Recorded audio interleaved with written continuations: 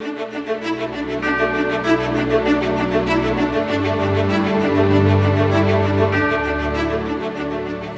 to today's College of Engineering commencement ceremony. We are delighted to have you all here to share in this special day.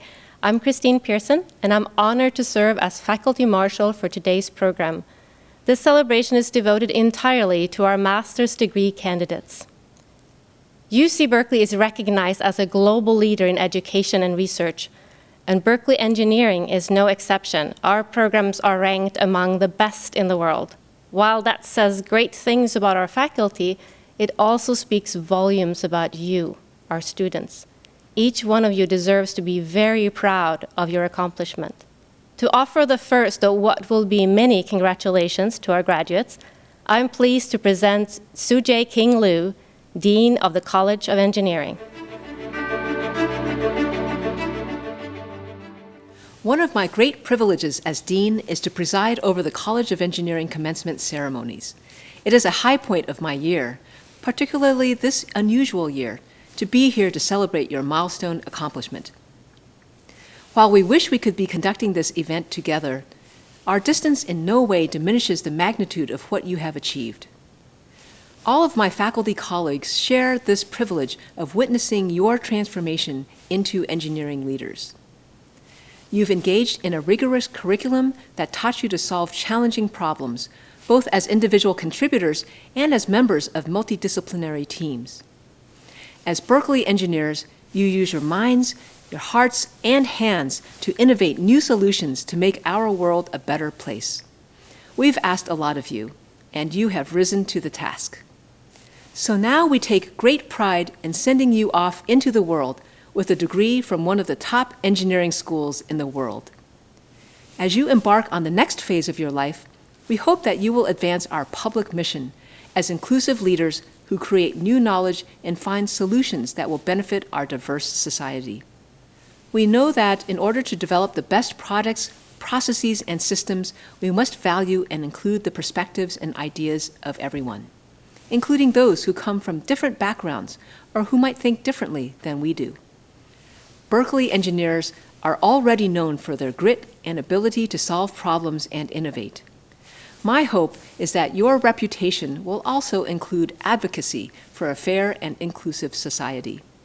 I know that you will make Berkeley Engineering proud. Now I'm pleased to introduce a graduate who has been given the honor of speaking on behalf of the class of 2021. Neil Vahil is currently a student at New York Medical College, where he will return this summer to complete his 4th year of medical school. Neil came to Berkeley to pursue his Master's of Translational Medicine degree in bioengineering, which he hopes to use in advancing innovations to healthcare settings.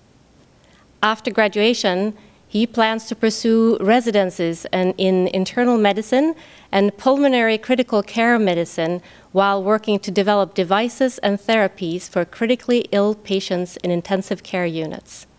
In addition to skiing and trail running, Neil says he's a mediocre fly fisherman and enjoys embarrassing his friends and family as a stand-up comic at open mic nights. Please join me in welcoming Neil Vahil.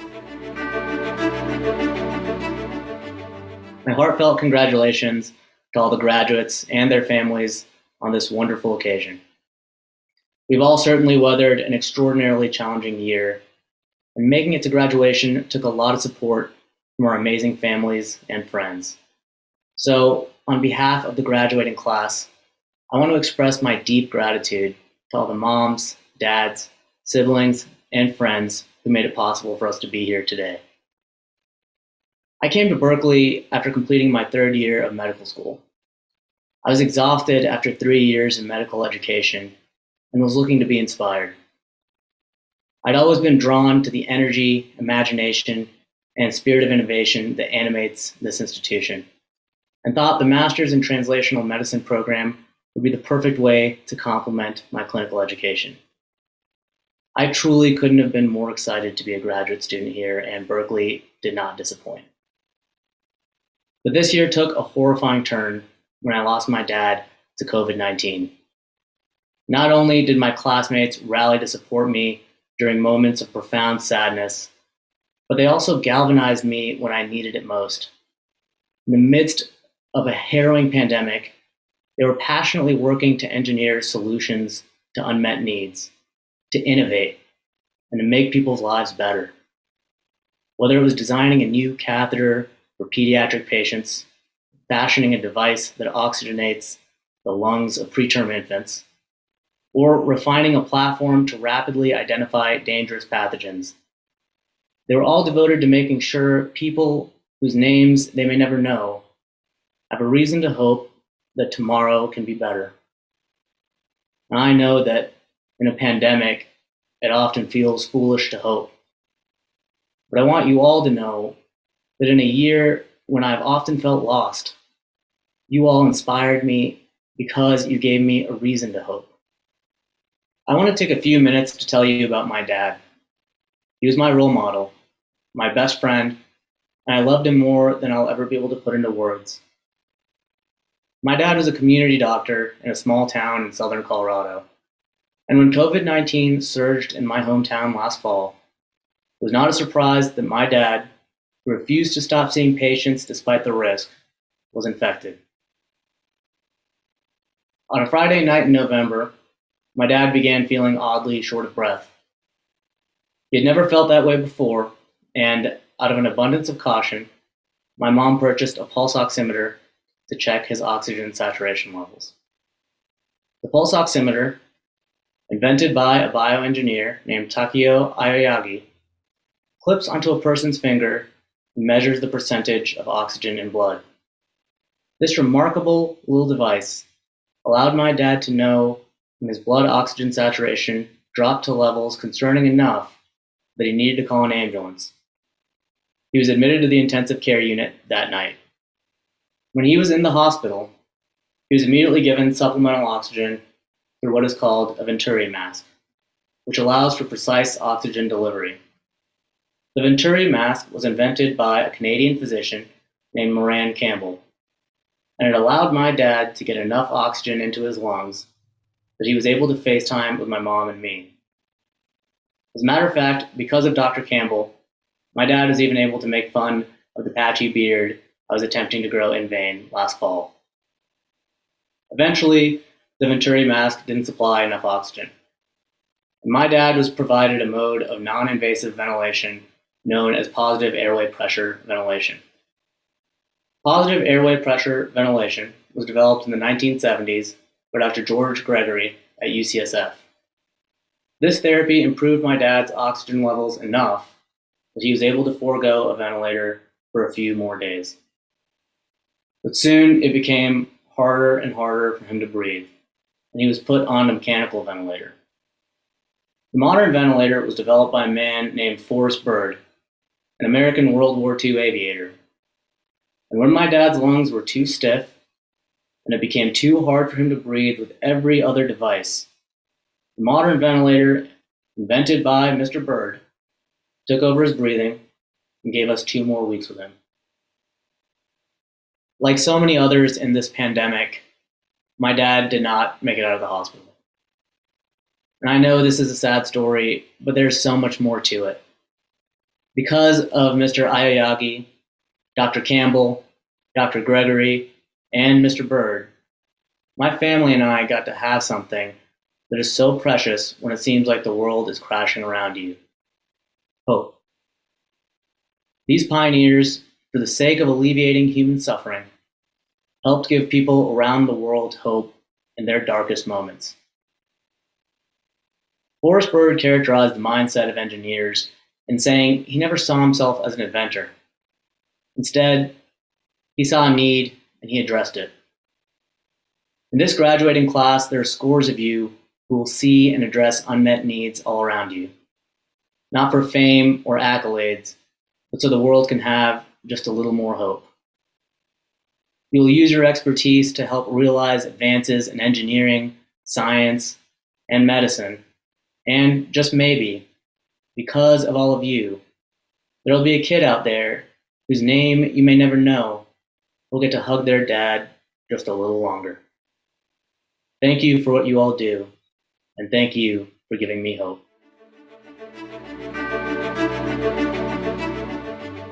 I'm delighted to introduce Kristen Johnson, a Berkeley Engineering alumna who will deliver today's commencement address. Before earning her Master of Science degree from Northwestern University, Kristen earned her bachelor's degree in Industrial Engineering and Operations Research here at Berkeley, and she was a member of the national championship-winning Cal Women's Crew Team.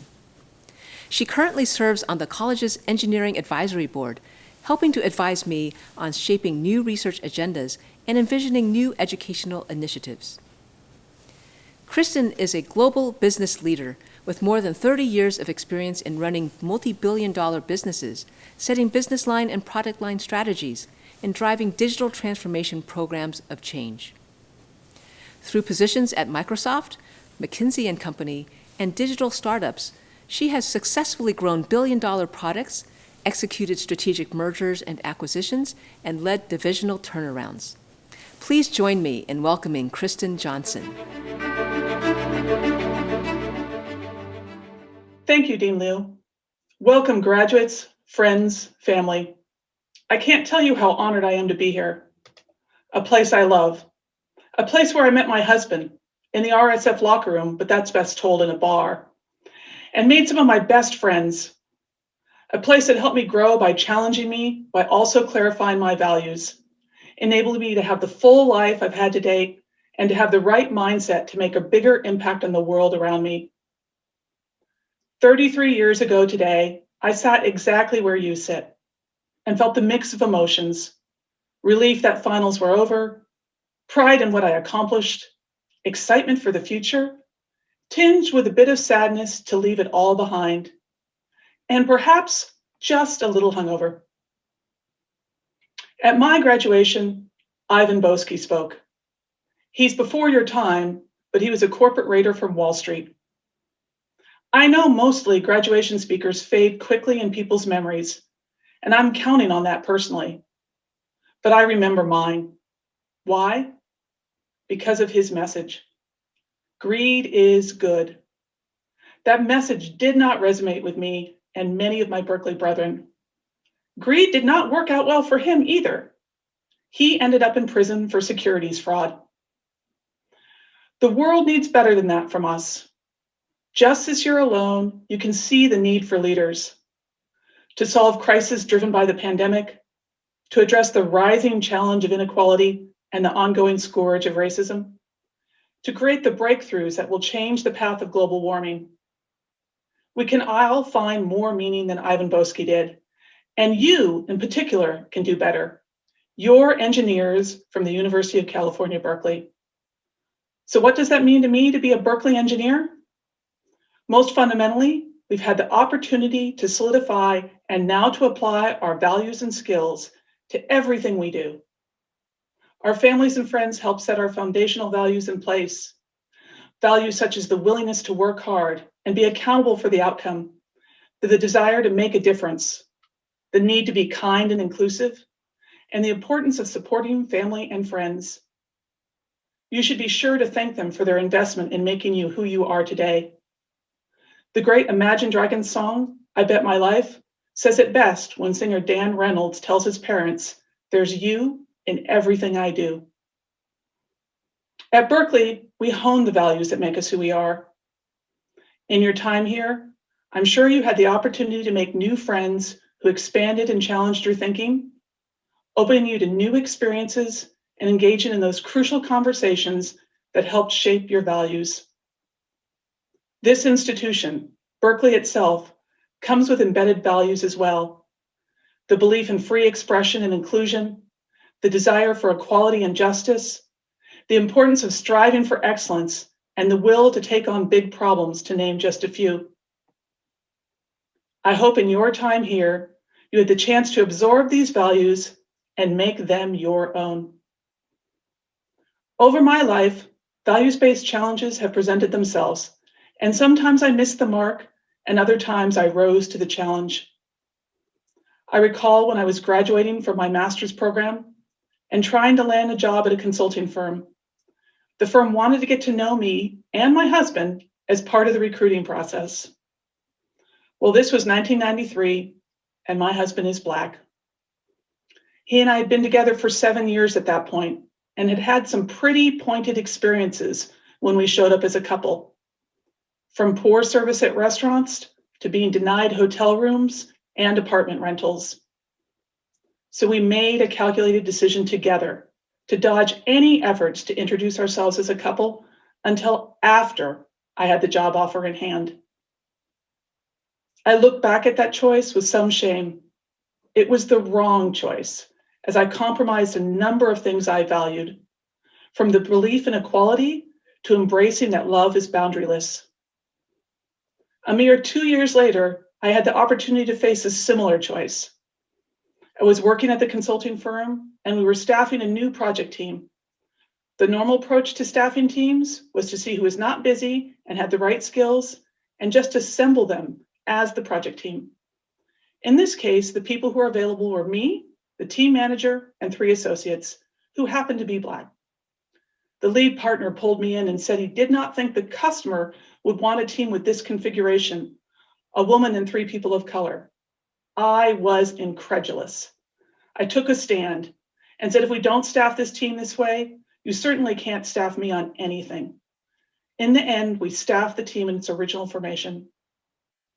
Finding the courage to really stand up for something I believed in a moment that mattered helped me be braver, to not back down from the right fights. This choice has led me to challenge the status quo, finds ways to create environments where everyone can be successful, and hopefully change my corner of the world to be just a little more equitable. Why is this important? Well, as Gandhi noted, your values become your destiny. Let people see them by how you live every day. As critical as values are as a foundation, the ability and desire to keep learning is equally important. The knowledge you gained is great, but we all know much of what we learn, particularly in the engineering space, becomes outdated quickly. The real skill is the ability to constantly be learning, to love learning, whether it's on the engineering disciplines, such as the evolution of computing or breakthroughs in material science, or the learning on how to energize and lead people to do their best work in whatever you're working on. Let me take a moment on the importance of soft skills. You all know those team members in classes, on the field of play, in volunteer organizations, or at work, who make everyone better. They create a multiplier effect by their efforts, helping everyone attain higher goals. That is a learned skill as well. The ability to create an environment where trust is possible and people can thrive. So look at learning opportunities broadly. They don't just come in books or labs. Finally, you can continue to learn about yourself, what makes you tick, what situations bring out the best or the worst in you, and how you uniquely can make a difference. My path has been circuitous, from computer programming to refinery operations to oil trading to management consulting to startup CEO to trustworthy computing program owner to leader of a $6 billion, 17,000 person business in 109 countries, and now a board member of 3 very different companies. Parts have been amazing, while other parts have been incredibly hard. And I have been scared when I took leaps into new areas, very scared. Not so much of failing myself, but of letting others down. Once earlier in my career, I was asked to take on a 300-person team in India in a business that had been struggling. I'd never been to India, never managed a team bigger than 100 people, and frankly, my technical skills were rusty. I recall getting off the plane for the first time in Hyderabad and wondering what I had done. But once I was with the team, my curiosity kicked in and I wanted to learn about them, about how the business was being run, about the innovation they were driving, about India. Over the 10 plus years I led that team, it became one of the highlights of my career, creating opportunities for thousands of people, driving technical and customer innovation, and best of all, providing lasting friendships and immense personal growth. From each of my experiences, what I learned is the willingness to take risks, to seek opportunities that enabled me to learn something new, and even occasionally be willing to fail, which is one of the best learning opportunities of all, has served me well. So don't be scared of failing. Be scared of stagnating. Finally, I am a big believer in the power of teams. As a 4-year UC Berkeley rower, I had to be. There's no more team-oriented sport than rowing. But it's more than that. Sean Aker, professor and researcher on happiness, has shown that people working in a well-functioning team are happier and more able to take on big challenges together. And it's not just the addition of more bodies that makes the difference. It's the fact that the mere presence of others makes the challenges you're facing seem smaller, more doable, increasing your belief in your potential for success and giving you the courage to try. You've had the opportunity to practice your teaming skills at Berkeley and take on bigger challenges. Embrace the power of working together. It will make you both happier and more successful. All of my biggest accomplishments were achieved with teams, whether it's my undefeated freshman rowing team at Cal or my most recent team that launched the second fastest product to $1 billion in revenue at Microsoft. I never could have done it alone. As you move out into the world, you have the opportunity to leverage these 3 foundational elements: values, love of learning, and embracing teamwork and collaboration. And point your energy towards a purpose, towards big problems. The world is full of hard problems waiting to be solved. You've had a first-hand seat for many of them this year, whether it's the challenge of global warming, the ability to reduce inequality through cost-sensitive design of the basics of life, improvements in health outcomes through the application of technology. There are thousands of problems out there that need your expertise. They need your energy. My message is simple. Go after these problems with a passion. While you stay true to your values, they need to underpin your efforts and stay as a constant guardrail, as it is harder to do no evil than it looks. Seek out opportunities to learn and help others learn, to gain skills and never stop growing. And do it together so you amplify your impact, overcome more challenges, and find more happiness and fulfillment along the way. In the end, isn't that our ultimate purpose? Thank you. Commencement is a proud day for graduates and their families. It's also a proud moment for the University of California. The degrees conferred by the university attest to the high academic achievement of our students and the fulfillment of the primary task of the university. I invite all of the candidates for master's degrees to please rise as you are able.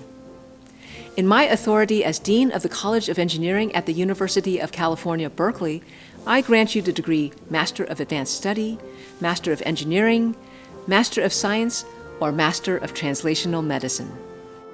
Congratulations to all of our graduates. We are so proud of you. Fiat Lux, and go Bears! A virtual procession of master's degree students is viewable on this page. You can also view individual slides at the bottom of this page. Congratulations again to our class of 2021.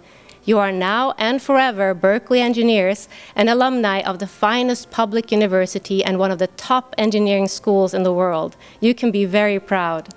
As you embark on your career or continue your education, we hope you'll remember these years at Berkeley with affection. Come back to share your experiences and to pass on your knowledge to the candidates who follow. This concludes our commencement ceremony. Congratulations, best wishes, and go Bears!